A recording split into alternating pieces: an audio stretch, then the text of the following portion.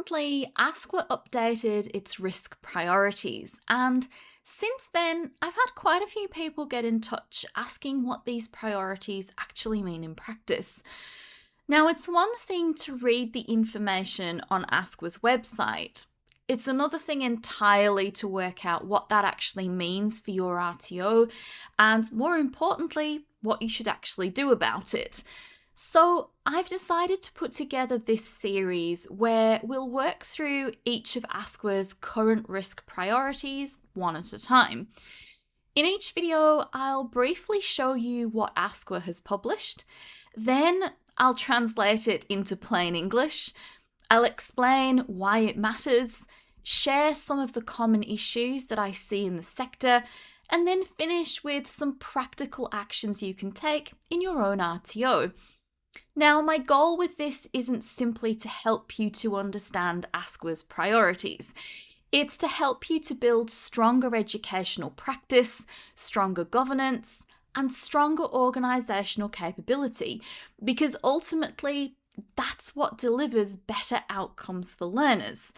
Now, if this sounds useful, I'd love for you to subscribe to the channel so you don't miss the rest of the series. So, let's jump into today's risk priority. So the risk priority that we're focusing on in this video is quality, sufficiency, and fitness for purpose of training delivery.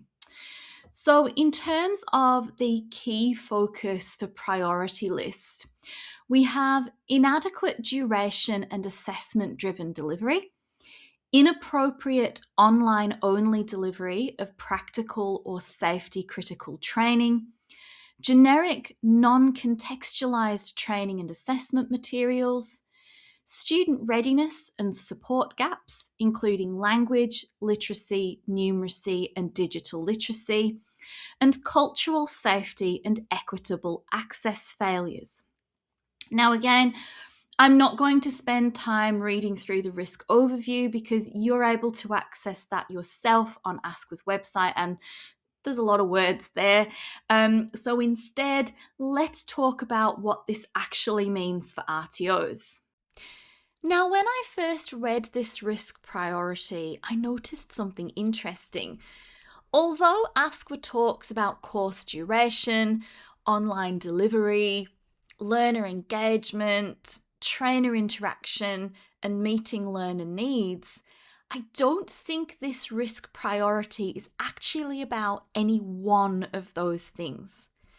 They're examples. They're all indicators. The real question ASQA is asking is, have your learners genuinely had the opportunity to become competent? Because that's what sits underneath every one of these concerns. Think about the examples that ASQA highlights. Courses that are shortened without considering whether learners have enough time to develop competence. Training that's heavily focused on assessment with very little actual learning. Online delivery where learners can work through content with minimal interaction or support. Training that's delivered exactly the same way, regardless of whether the learner is completely new to the industry or has years of relevant experience. On the surface, they look like separate issues, but they're actually symptoms of the same problem. The learning experience has become secondary. The focus shifts to getting learners through the course rather than helping them actually develop the skills, knowledge, and confidence that they need to perform in the workplace. And that's why this risk priority is so important.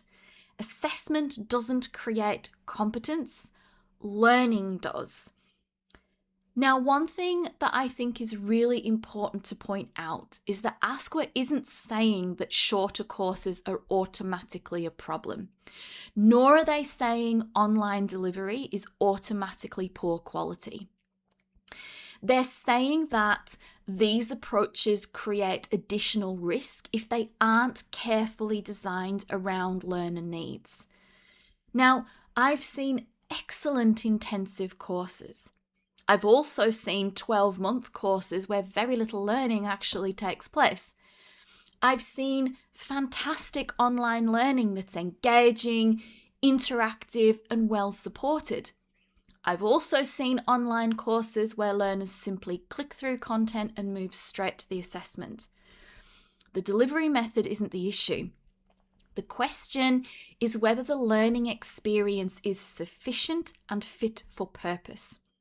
Does it give learners enough opportunity to learn, to practice, to ask questions, to receive feedback, to make mistakes and improve? Because that's how competence develops. And that's particularly important when we remember that no two learners are the same. Some learners come to us with extensive industry experience. Others are entering the industry for the very first time. Some need additional language, literacy, or numeracy support. Others need more practical experience before they're confident. If every learner receives exactly the same learning experience, regardless of their needs, we're not really delivering learner-centered training. We're delivering a standardized process. Now, one of the biggest things I see is RTOs putting enormous effort into designing assessment while giving much less attention to actually designing learning. The assumption seems to be that if the assessment is robust, then everything else will just fall into place. But learning doesn't happen because assessment exists. Learning happens because someone has opportunities to build understanding and practice new skills, receive feedback, and gradually develop their confidence. Another thing I see is learning becoming transactional, right? The learner receives the learner guide, they complete a few activities, and then they upload the assessment evidence, right? And then they receive a result. But very little attention's actually given to whether they've actually learnt anything along the way. Technology isn't the problem. Online delivery isn't the problem. Even accelerated delivery isn't necessarily the problem. The problem is when the design of the training doesn't give learners enough opportunity to become competent. So if I were leading an RTO today, these are 5 things I'd be doing. Number 1, review one qualification from the learner's perspective and ask yourself, does this course genuinely give learners enough opportunity to develop competence before they're assessed? Number 2, look at how much time is spent on learning compared with assessment. If most of the learning journey is focused on completing assessments, it's worth asking whether enough learning is actually taking place. Number 3, review your online delivery. Can learners interact with trainers? Can they ask questions? Do they receive meaningful feedback? Or are they largely working through content on their own?